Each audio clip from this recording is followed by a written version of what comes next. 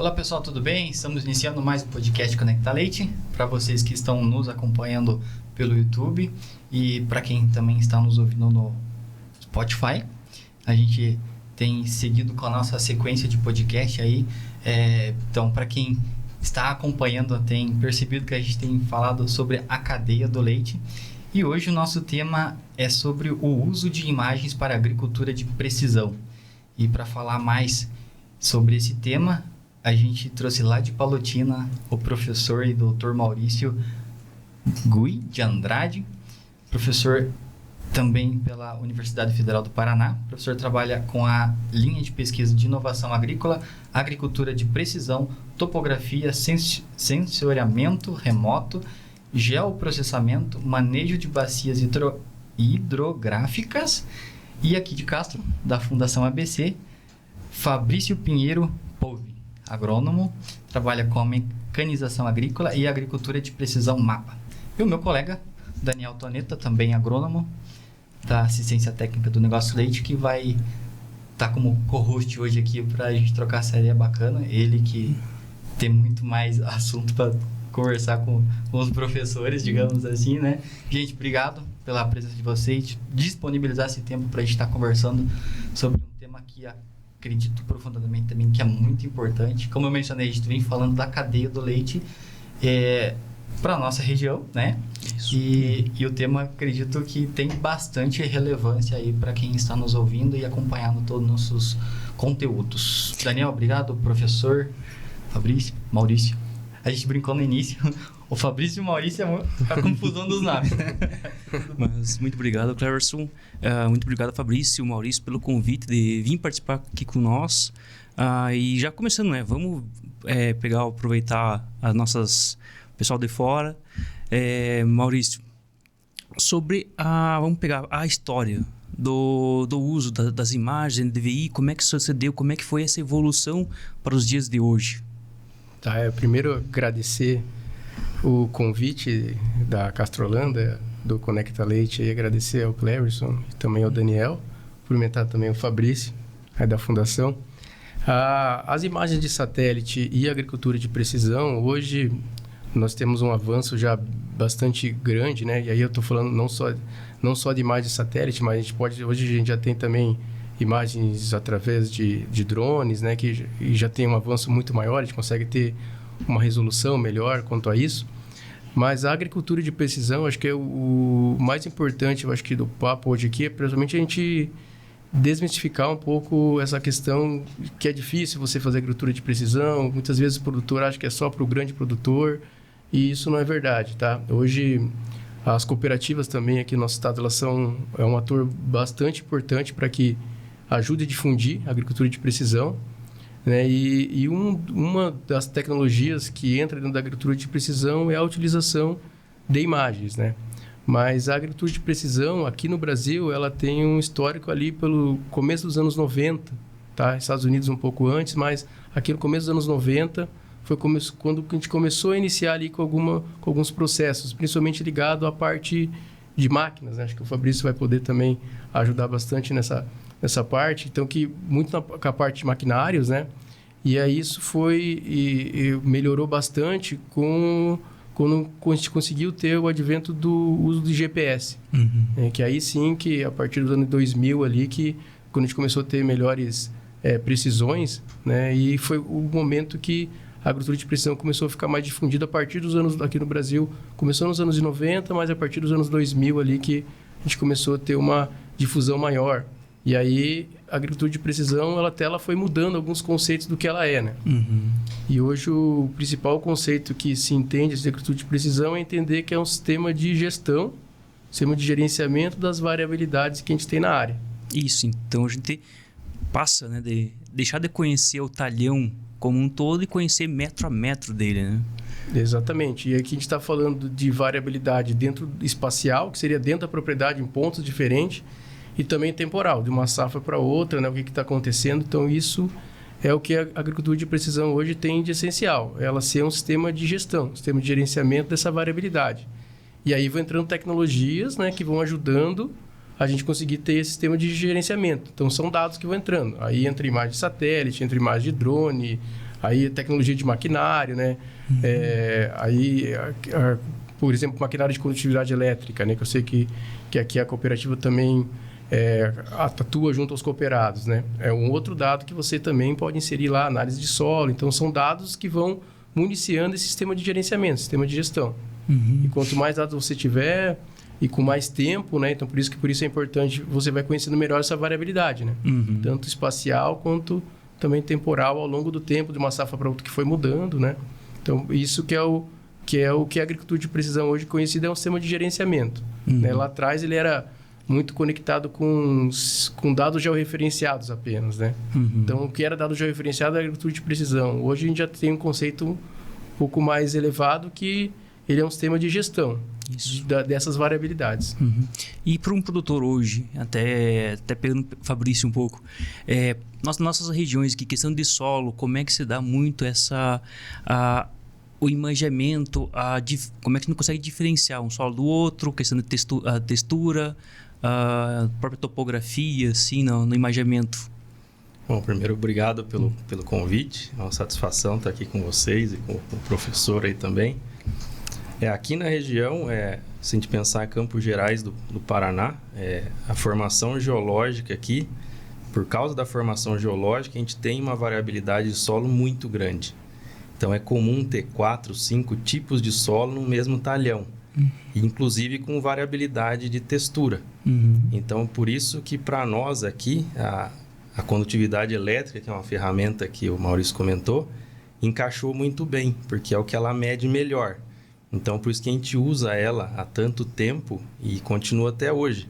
Lembrando da Castrolanda, nós começamos com a condutividade elétrica como serviço ao cooperado em 2014. Nossa. Então, fazem exatamente 10 anos que a gente começou a levar isso como um serviço. Então, por isso que aqui nessa região do Paraná encaixou muito bem. E na identificação da geração de mapas para o uso na agricultura de precisão, como é que se dá? Às vezes é melhor usar esse ou vamos pegar com o advento atual hoje dos drones? Ou com o passar do tempo, né? O que vai se conformando? O uso da condutividade elétrica, eu uso um ano só para geração do mapa, para zona de manejo, ou posso usar por mais vezes, ou varia de caso ano para ano, safra para safra, dependendo da cultura? Como ela tem uma relação muito forte com a textura, e a textura não vai mudar tão cedo, né? Isso vai ficar por milhares de anos assim.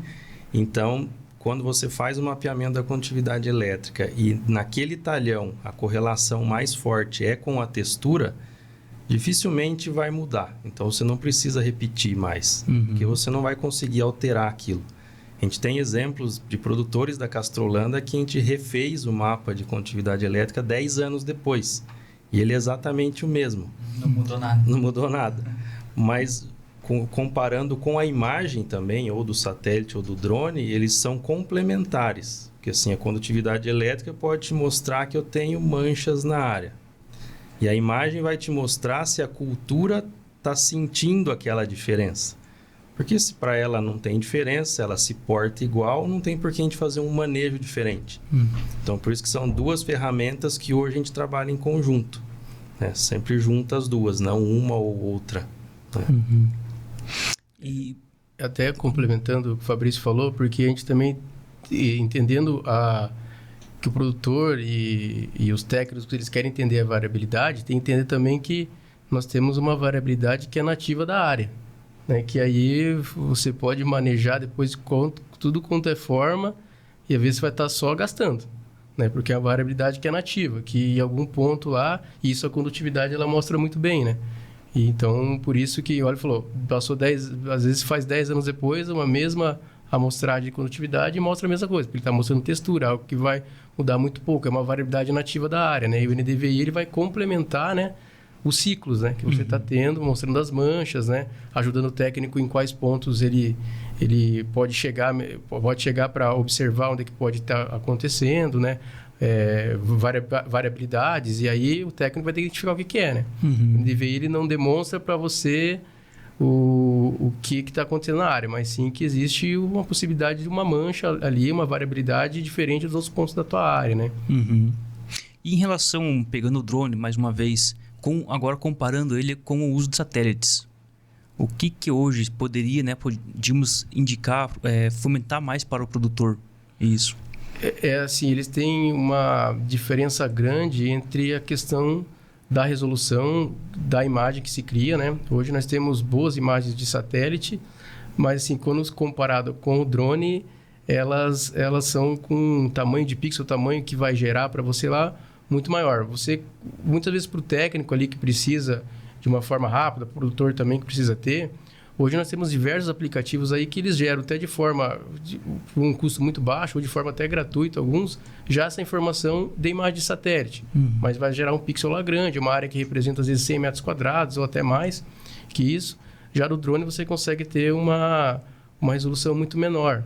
Então você consegue observar, só que eu acho que assim, é muito importante ver para qual aplicação que vai ser utilizada. Porque às vezes você vai estar fazendo um investimento alto num drone, né, para que você gere uma informação que talvez para o técnico e para o produtor não seja assim de uma forma tão importante quando comparada com o satélite, né? Então acho que essa diferença também tem que ser bem colocada na ponta do lápis pelo produtor e pelo técnico também que vai fazer antes de você fazer um investimento no drone.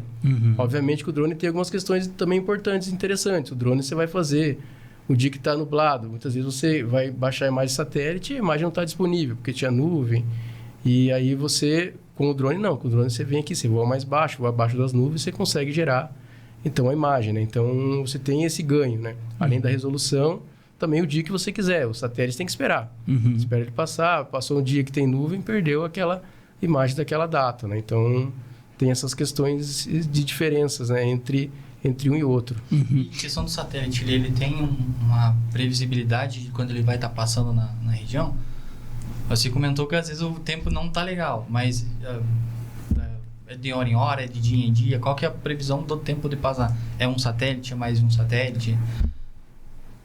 Bom, são vários, mas, por exemplo, assim, um que hoje é bastante usado, que é o Sentinel-2, que é gratuito e tem resolução de 10 metros, aqui para nós ele passa a cada 2 ou 3 dias. Então, se passou hoje, se eu olhar daqui 2 dias, pode ter uma imagem, de mais 3, mais 2. E daí, se tem nuvem, eu não tenho nada, né? Daí, por isso que eu também acho que são complementares. Se eu preciso da imagem, posso esperar alguns dias para ver se eu pego sem nuvem, ok. É gratuito, a resolução é um pouco menor, mas dependendo da aplicação que eu vou fazer, serve. Agora não, eu preciso dessa imagem agora, essa semana. Daí o drone pode ser uma alternativa. E não vamos esquecer de um outro sensor que a gente usa hoje, mais próximo ainda da planta, que mede também a reflectância e dá para fazer NDVI, que a gente usa inclusive aqui, a Castrolanda tem esses equipamentos, que a gente monta numa moto. Então é mais uma ferramenta que eu vou medir a mesma coisa. Então depende da aplicação que eu quero, eu tenho essas 3 opções. Então é bom ter 3 opções, porque dependendo do que eu quero fazer, elas se ajudam. Inclusive o Daniel acho que faz um do uso desse da moto aí. Não, mas de fato a gente levanta os dados, né, primeiramente, né, com a parte do Veris. Posteriormente vai acompanhando o crescimento, né, das culturas já, mas pensando para frente lá, fizemos o levantamento, a geração do mapa, corrigimos alguns atributos a qual estavam deficiente a área. Para frente, preferível usar às vezes satélite ou posso continuar usando o próprio drone assim para ver esse desenvolvimento da cultura? Para a gente ver grandes manchas ou a evolução dessas manchas, ou se eu conseguir resolver algum problema que tinha, e se eu quiser fazer isso mais de uma vez ao longo da safra, às vezes o satélite é mais fácil, porque eu não preciso da resolução que o drone tem, eu não preciso fazer vários voos durante a safra em vários produtores, porque logisticamente isso não vai ser fácil. Então, para isso, a gente poderia tentar usar o satélite. Aí, se eu não tenho disponível, porque às vezes janeiro para nós é um mês complicado. Chove o mês inteiro, não tem imagem. E se eu preciso da imagem, daí eu posso fazer uso do drone que eu sei que também tem na cooperativa. Drone também não tem limitação, ou a própria moto, né? Não tem limitação, acabou a chuva, já posso estar entrando. Tem assim, a moto, se chove logo depois da chuva, é ruim de andar com a moto, né? Para fazer a medida.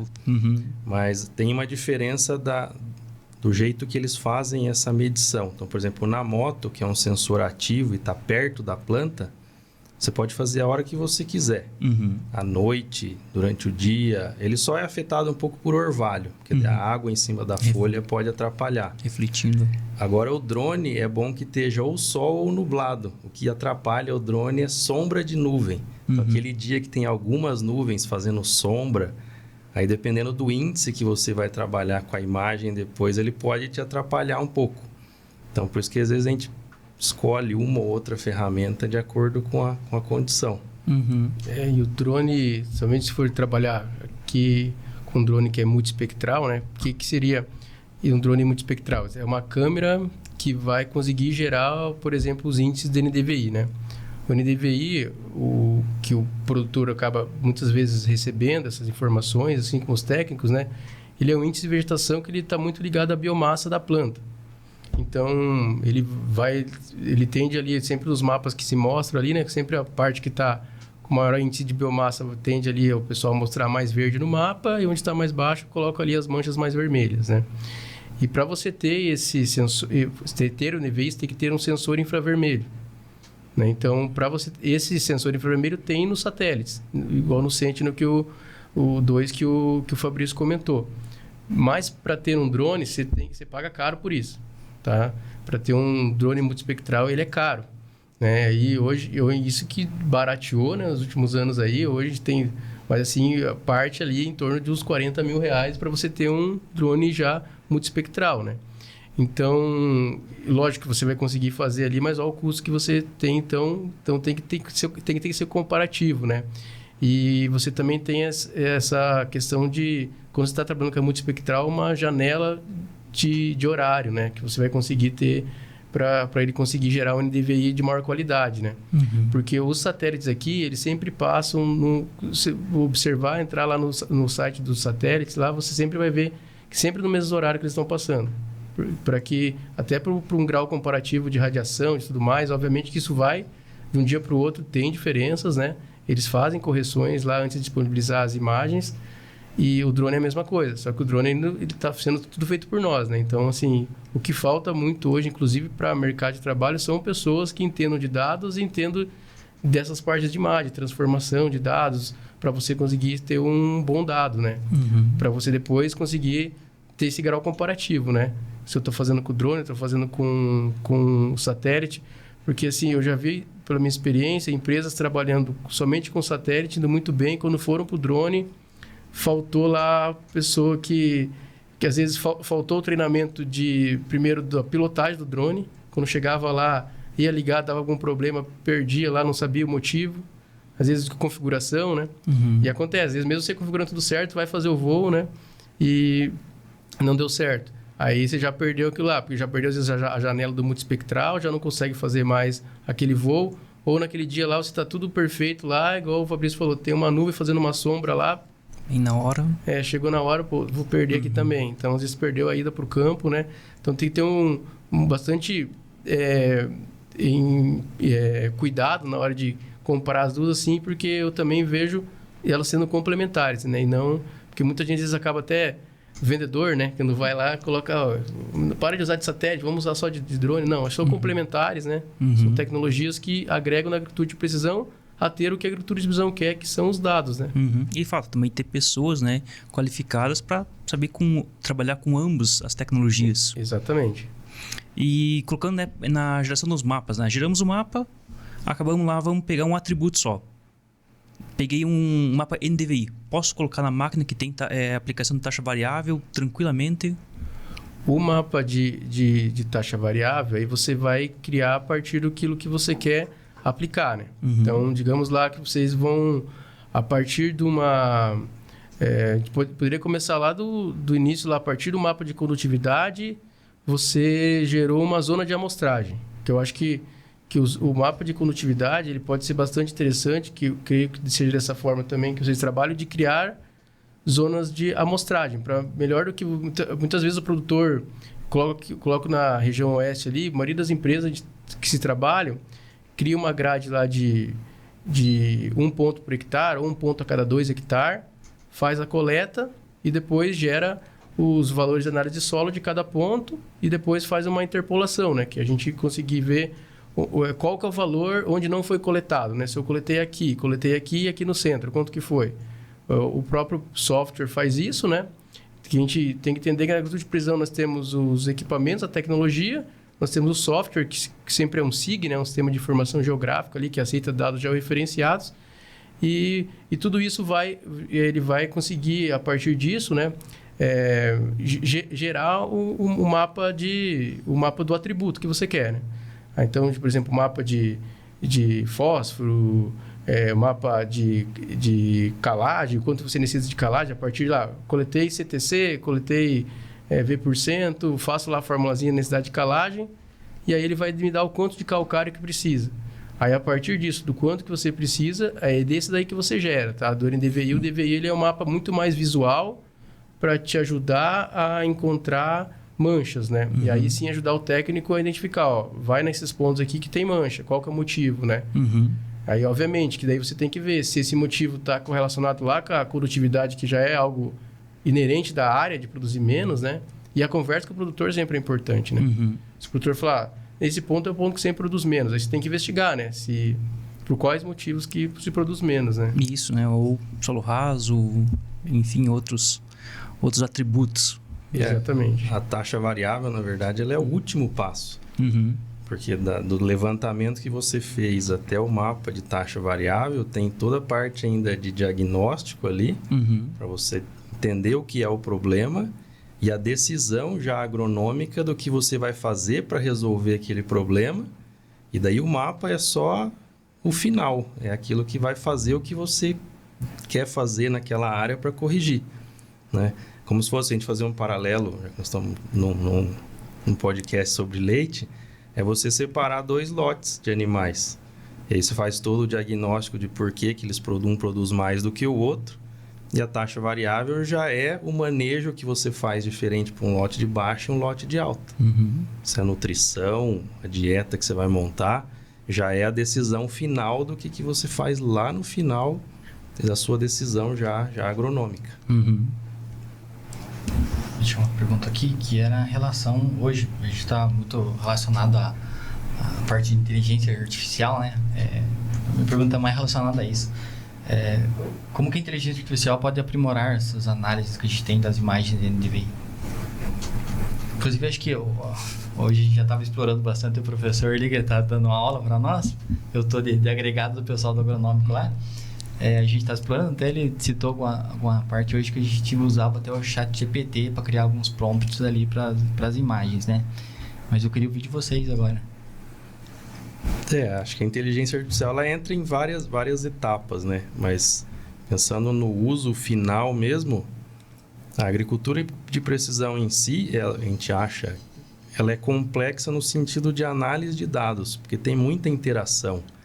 Eu tenho mapas de vários sensores diferentes, eu coleto mais um monte de informação a campo, só análise de solo vem mais uma lista, e ainda eu posso avaliar uma série de outras, compactação de solo, textura, doença, e depois eu tenho que cruzar tudo isso para decidir o que eu vou fazer.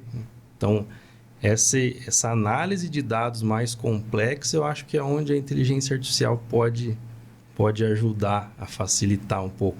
Porque hoje é nítido que a gente vê um gap entre a geração de dados e a decisão agronômica. Nesse meio aqui, a gente vê que no mercado falta muita gente para fazer isso. Então, se não tem gente, talvez a inteligência artificial possa ajudar um pouco nesse caminho aí. Exatamente, o que eu estava comentando com o pessoal ali no intervalo da aula é essas questões que hoje, se você, por exemplo, insere o manual de um software lá dentro da inteligência artificial, chat GPT ou qual for, ele vai ler o manual. E aí você começa a fazer perguntas para ele lá. Como eu falei para você, me cria um código para para que eu consiga baixar essa imagem de forma automática e gere um DVI. Ele vai te criar o código. Obviamente, você vai testar, ele vai dar erro, você pede para ele onde que é o erro. Então, isso ele vai nos ajudando. Eu acho que essa questão desses softwares, eles podem ajudar muito mais o técnico a começar a entender de programação, porque é bem isso que o Fabrício falou, ainda tem esse intervalo ali que não encontra muita pessoa, porque o técnico está em um ponto e a pessoa que entende ciência de dados às vezes está em outro, né? Não se conversam muito, né? E às vezes essas inteligências podem ajudar o técnico lá a conseguir ter mais afinidade com essa tecnologia, começar a entender, opa, não é assim tão difícil.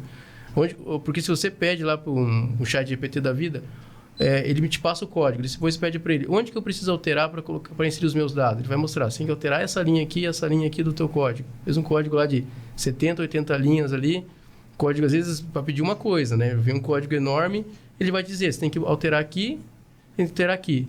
Então, 2 pontos você altera lá, ele vai lá e gera para você o que você estava pedindo. Então, ela pode ajudar nessa parte, né? E inteligência artificial no geral, né? Como é que ela... Hoje a gente tem inteligência artificial, a gente percebe aí os algoritmos, né? Em rede social, tudo de uma forma assim, de que forma que eles conseguiram ter aquele algoritmo sobre nós, né? Através dos dados que nós fornecemos, né? Exato. E é da mesma coisa, né? A agricultura, quanto mais dados você fornecer, o produtor fornecer ali da propriedade dele, mais a inteligência artificial vai conseguir trabalhar com esses dados complexos que o Fabrício comentou, porque faltam ainda, de muita propriedade, faltam os dados, né? Às vezes você tem de uma safra, ou você trabalha só com um tipo de dado. A agricultura de precisão começou lá, e o principal sempre foi o mapa de produtividade, né? E muitos produtores, até pela tecnologia que a gente precisa ter para adquirir isso aí, nem esse mapa muitas vezes tem, né? Mas a gente tem que entender que, às vezes, com pequenas tecnologias, você já consegue extrair dados, né? Uhum. E aí, a partir desses dados, você vai conseguindo vai municiando a inteligência artificial, né? Aí ela conseguir entender mais onde são os padrões, onde que acontece, né? Professor, você citou ali os softwares também, né? Então, acho que o Daniel também no início aqui comentou sobre dos pequenos produtores não ter tanto acesso assim às imagens, NDVI e softwares. Hoje a gente estava, inclusive, aprendendo sobre o software do QGIS. Existem outros no mercado relacionados a software, assim, de repente, por pequeno. Ouvi bastante também o pessoal no treinamento citar muito o Figma. Isso. Também. Então, eu acredito que é algo mais relacionado à Fundação ABC. Bom, primeiro, professor, se tem outras ferramentas também que são relacionadas aos pequenos produtores, que eles possam estar utilizando. Então, ou seja, o QGIS, por eu não ser da área, então eu estou lá com uma parte não técnica, mas para entender um pouco da base de dados também do software, assim como o Sigma, que é a Fundação BC, né? Então, o professor falar um pouquinho dessas outras ferramentas e deixar contigo também. Eu acho que o cooperado da Castrolanda, o Sigma ali, o Fabrício vai falar, ele é excelente, ele consegue distribuir exatamente isso. Falando de software, nós temos outros, tem que entender que ter um SIG, ter um sistema de informação geográfica, ele é só um software, qual você vai utilizar ali, mas temos vários outros, mas hoje o QGIS ele é muito utilizado por ele ser um software livre, né? Você não paga para ter ele, né? Hoje o pessoal fala, mas eu quero usar o ArcGIS. Tudo bem, ele é um software pago, mas também você consegue utilizar, faz os mesmos processamentos, né? Eu até vejo que o software ali não é o mais importante, assim, dentro disso aí. Você, desde que utilize um que você consiga... eu comecei, boa parte comecei a trabalhar com geoprocessamento em 2005, quando entrei na universidade, e trabalhei o tempo todo, eu trabalhei durante 5 anos da graduação com um software que chamava Spring, que era um software... nacional, né, e que, assim, bem complexo de se trabalhar. E depois, assim, eu fui aprender a trabalhar a partir de 2008, ali comecei a trabalhar um pouco com o QGIS, mas as demandas que eu tinha, que era junto com trabalho, a gente fazia projeto especificamente para o Parque Tecnológico da Itaipu, a Itaipu Binacional recebia nossos mapas e eles davam treinamento no Spring. Então, assim, e hoje eu aprendi outro, e assim, eu acho que o software é muito uma questão muito pessoal, mas hoje o QGIS é um dos mais utilizados por ele ser um software gratuito, né? Eu acho só essa questão do pequeno, é legal a gente lembrar que por estar num sistema cooperativo, é bem isso, né? É você conseguir entregar desde o pequeno ao grande, eles terem acesso à mesma tecnologia. Então, essa foi uma das premissas para a gente criar o serviço Agricultura de Precisão dentro da cooperativa. É que tinha muita máquina, muito sensor que poderia ajudar e eles não tinham acesso. E daí eles passaram a ter acesso através da cooperativa. E o Sigma é uma plataforma do Grupo ABC, da Fundação com as cooperativas, que na questão de imagem de satélite também é isso. Se o produtor tem só 10 hectares e está cadastrado lá, ele entra lá, já tem o NDVI pronto. Ele não precisa saber mexer no software, nem da onde ele vai baixar, já está pronto, né? Isso, está pronto a geração da imagem, né? E de fato, com essa a cada 3, 4 dias, né? Só que também, dependendo de como que está se tem nuvem ou não, né? E depois da imagem, se a gente quer fazer alguma coisa a mais com ela, daí tem o setor de prestação de serviço da cooperativa. Isso. Que está aí para dar um passo à frente com o uso das imagens também. E, assim, a gente atende o pequeno desde o grande, né? Aí a gente tem até a nossa ciência técnica, né? Então, o Daniel que faz o uso. O produtor, com as imagens, ele... Assim, digamos que ele não entenda tanto. Vamos pegar o pequeno, que é o pequeno produtor, que é o que toca ali a propriedade dele. As dificuldades que ele vai ter de entender, de repente, ali uma imagem de DVI e tudo mais. Como relacionar isso para trazer para ele a importância dele ter um conhecimento sobre o mapa? A imagem na prática para ele vai ver uma imagem colorida, que é intuitiva, porque vai do vermelho para o verde. Ele só tem que entender que onde é vermelho está pior e onde está verde é melhor. E se ele pegar o aplicativo e navegar no campo e for lá no verde, for no vermelho, ele vai começar a ver essas diferenças. Opa, vermelho aqui, meu milho está assim. Lá no verde o milho está desse jeito. Daí ele começa a entender o que está mostrando ali. É para as tomadas de decisões para melhorar aquele ponto. Exatamente. E o último passo, depois de ter todos esses dados que você vai ter e de várias safras, né? E aí, a gente até comentou ali antes, em torno de uns 5 anos, pelo menos, ali para você ter, você futuramente pode gerar para esse produtor uma zona de manejo, né? Aí você manejar de forma diferente. Falar para o técnico, produtor, falar, agora nós vamos manejar isso aqui de forma diferente. Porque nós já temos tantos dados de tantos anos e de tantas informações de solo, aí de condutividade, a gente não vai alterar, mas você vai entrar com dado de condutividade, de NDVI, assim por diante, você vai entrando, você vai falar, agora a gente já consegue entender que aqui a gente pode manejar de um jeito, então aí você vai ter um menor gasto com os recursos, tá? E a produtividade, você chegar no maior potencial de produtividade daquele ponto, né? Que isso que é o mais importante, né? Isso. Até essa zona de manejo, também pegando o uso para coleta de solo já diferente, aí que entra também, né, a questão do serviço da agricultura, precisando da cooperativa, que a gente já tem equipamentos com distribuição de taxa variável, onde de fato a gente consegue fazer essa, não vou dizer economia, mas eficiência. A eficiência no uso do fertilizante, do calcário principalmente, que no ponto que está melhor não tem por que eu alterar. E no ponto que está ruim, não tem por que eu tratar ele como o outro, só que o outro pediu pouco, né? Só que a zona de manejo ela vai um pouco além. Não é só a parte de fertilidade, correção e adubação. Eu posso fazer taxa variável de sementes. Eu posso dividir minha área, se ela for muito diferente, plantar 2 culturas diferentes ou 2 híbridos diferentes.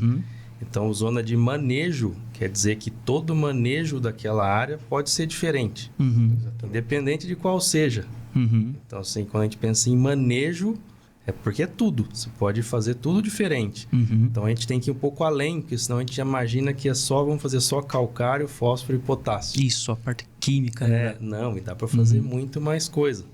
Voltando nas vacas de novo, a zona de manejo é o lote de animais. Cada lote que você trata ele diferente, na área é a zona de manejo. É exatamente isso. Fica claro que é a última etapa e é uma etapa que leva tempo, né? E que com certeza todo produtor quer. E o técnico também, né? Saber onde que eu posso manejar diferente essa aqui. E manejar, igual o Fabrício falou, desde população de planta, híbrido que vai ser melhor naquele ponto lá. Então é isso, espaçamento, às vezes você vai pensar, aqui eu já defino aqui. Para que você consiga tirar o máximo potencial produtivo gastando o mínimo possível para chegar naquele potencial, né? Porque às vezes você começa a ver que naquele ponto, quando tira o NDVI, sempre está lá a manchinha vermelha. Mas daí o produtor, você tem que conversar com ele. Ele pode chegar para você e falar, mas aqui eu sei que eu sempre produzo menos. Aí quando você vai conhecer a área, você vai entender que é uma variabilidade que é nativa da área lá por N motivos, né? Pedregosidade, solo raso, o que seja. E você chega lá e não tem muito o que você tirar. Então você vai pensar, aqui eu tenho que manejar... O produtor, ele já conhece muitas vezes a zona de manejo dele ali antes de existir zona de manejo. Ele já sabe, só que ele não maneja diferente, né? Ele já sabe, eu já sei que lá eu produzo menos, mas vou jogar o mesmo tanto de calcário, né? Porque eu faço taxa fixa aqui, mas ele poderia muitas vezes pensar, pô, não é calcário que está faltando lá, né? Entendeu? Isso. Então, umas questões que é importante, que aí é a parte final. A zona de manejo é lá depois já tem muitos dados, né? Então a gente começa desde lá daquele parte, coletar dados, aí fazer toda essa parte de amostragem, né? Bem interessante para coletar esses dados bem. Compilar com as imagens, né? Exatamente. Compilar com as imagens. E aí o técnico, ele tem uma importância muito grande, né? Quando pega essa imagem do NDVI, o produtor, dele ia até esses pontos com mancha, para conseguir identificar o que é, né? Então, porque é praga que está deixando essa mancha, né? São plantas daninhas, né? Então, o que ele vai fazer de manejo? O que ele vai fazer para diminuir essa mancha, por exemplo, para a próxima imagem, né? Pode ser algo que ele pode pensar, ou na conversa com o produtor falar para ele, aqui sempre produzo menos. Então, o técnico já vai entender que essa mancha possivelmente pode diminuir, mas não vai sumir dali, né? Uma outra dica legal é, se eu fui até ali e não consegui resolver, será que eu não posso colher separado? Por exemplo, pensando numa área de milho para silagem. Se aquela área é ruim, eu fiz de tudo ali e continua sempre ruim. A silagem, será que não é pior também? Será que eu não posso colher separado e fazer um outro silo, que eu sei que tem uma qualidade mais baixa, que eu vou dar para novilha, vaca seca, e eu pego o meu melhor milho para fazer a minha silagem top para as vacas em produção. Então, depois que eu cheguei no final e ainda não tenho o que fazer, ainda nós podemos inventar alguma coisa ainda. Que é essa colheita separada ou seletiva, que em algumas culturas de valor agregado igual a uva, é comum você separar a uva porque vai dar vinhos diferentes. Então, nós podemos pensar nisso para o milho também, pensando no pecuarista. Isso. Ele está pensando na qualidade, não só no volume. Eu tinha selecionado algumas perguntas também, a gente passa pela área lá e vai perguntando pro pessoal. Algumas delas já estão respondendo, então... quais os principais desafios e oportunidades de integração de sensores e internet das coisas na agricultura de precisão? E como isso pode impactar a tomada de decisão dos agricultores? Eu acho que boa parte já foi respondida também, né? Tem aqui sobre biotecnologia também, que é como as técnicas de edição genética podem contribuir para o desenvolvimento de cultivos mais resistentes e estresses abióticos e bióticos, e quais os desafios regulares e sócios envolvidos. Acho que sai um pouquinho da agricultura de precisão, mas assim, a edição gênica vem meio que, ao invés de você fazer o geneticamente modificado lá, misturando o gene de outra espécie, você edita o gene da planta para criar alguma coisa que você quer, por exemplo, resistência à seca. Isso o pessoal vem falando bastante. Mas aí para resolver um problema geral. Assim, agricultura de precisão, a gente tenta mais localmente, né? Isso, mas aproveitando até um pouco esse gancho, se é questão do uso de imagens, posso às vezes pegar quando que eu tive um estresse hídrico, na questão da reflectância das culturas? Tem índices de vegetação, tem o NDVI é o mais famoso, mas tem índices dedicados a estresse hídrico. E aí você tem, por exemplo, lá mais o Veres, que você tem a coleta de solo, sabe que aquela parte é mais arenosa, então já é mais propensa a ter um estresse hídrico. Num ano mais seco, então você combina as informações, você consegue chegar numa conclusão que aquela área, aquele ano, o problema foi estresse hídrico. Mesma coisa com plantas daninhas, ataque de pragas, né? Praga é um pouquinho mais difícil, porque a praga, quando a gente vê o dano na imagem, ele já aconteceu, né? Isso. Já desfolhou, o que tinha que fazer já fez, né? E geralmente é uma planta só, né?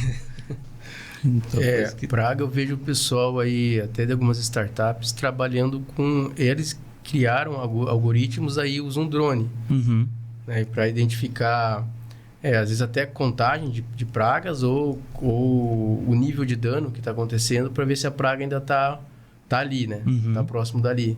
Aí é um algoritmo próprio das empresas, né? Mas por drone, né? Para conseguir pegar uma resolução menor do que, por exemplo, o do satélite, né? E aí você faz no dia já, né? E isso daí é uma informação que tem que ser processada rápida para que a máquina já entre aplicando em taxa variável também. Bacana. No princípio era isso, creio que as dúvidas foram solucionadas. Bom, eu queria ouvir de vocês, então, alguma case de sucesso, algum projeto de eficiência aí com a agricultura de precisão que deu certo. Bom, nós temos na fundação um projeto que chama ABC Smart Farming, que nós pegamos uma área comercial e usamos tudo que tinha de tecnologia naquela área. Então, tudo aquilo que a gente prega que o produtor use, a gente usou como se a gente fosse um produtor. Então, numa área de verdade mesmo, real. E lá a gente conseguiu tirar vários resultados que a gente foi apresentando em dias de campo, em eventos da fundação. E lá a gente conseguiu mostrar realmente o benefício de a gente usar toda essa tecnologia disponível, né? Então, esse é um caso aí que a gente tem de sucesso dentro do grupo aqui. Vou falar da universidade, né? A gente acaba tendo trabalhos de conclusão de curso com os alunos, trabalho de mestrado, muito voltado para essa parte de sensoriamento remoto, né? Junto com a agricultura de precisão. E a gente tem visto, assim, principalmente na região oeste, que é onde a gente fazemos os estudos, né? Que é um solo um pouco distinto do que vocês têm aqui, né? Solo bem mais latossolo, bem mais argiloso, né? Em boa parte que a gente trabalha ali, com a menor variabilidade, né? de textura. E a gente percebeu muito bem, assim, de que as propriedades, estudando as propriedades, que o nosso solo da nossa região lá e aqui também, talvez essa questão não difere muito, quimicamente ele está muito forte. Tá? A gente consegue ver que dificilmente tá faltando algum nutriente, um ou outro ali, sabe? Que às vezes você tem que... Mas o grande problema que a gente tem visto lá, e aí por que eu digo que foi um case de sucesso? Porque a gente conseguiu aos poucos colocar isso para os produtores ali que trabalharam junto, que a gente não tinha só essa variável química, né? Que o produtor tinha que começar também a observar um pouquinho outras variáveis, principalmente a variável física, né? Que aí muitos não faziam, mas percebiam no campo, percebiam que tinha compactação lá, mas aí eu falei, vamos começar a fazer também amostragem por pontos da parte física, né? E hoje a gente conseguiu fazer lá um último trabalho lá, a gente conseguiu fazer a parte química, física e biológica. E na biológica, isso foi a terceira propriedade. A terceira propriedade que demonstra, são as 3 propriedades de alta produtividade, demonstrando que o carbono está baixando, ou seja, a produtividade possivelmente na próxima safra tende a ser menor. E a gente percebeu, tem correlação com a parte química? Não. A gente viu que o principal fator que estava ajudando o carbono a diminuir é a compactação. E aí a conversa com o produtor vai ser outra, né? De forma que ele vai manejar, né? Que o ideal seria você ter uma cultura que descompactasse ali por pelo menos um período, né? Então, que é uma questão, às vezes, complexa, né? Para você chegar em tudo isso, mas que a gente viu como case de sucesso, porque é a terceira propriedade que a gente faz, estudos, assim, de longo prazo, de mais de 3 safras, que a gente consegue observar que é a mesma questão. A gente já começou a ver que os solos de lá, a maioria estão com problemas de questão física, né? Então, e aí isso vai ajudar os técnicos também, de empresas, de cooperativas, a entender. Não quero olhar só a parte química, quero também começar a olhar a parte física, e que aí, talvez, aí esteja o problema dessa questão da produtividade, né? Que é isso que o produtor quer, ele quer ver alta produtividade, né? Quer ver o lucro no final da safra.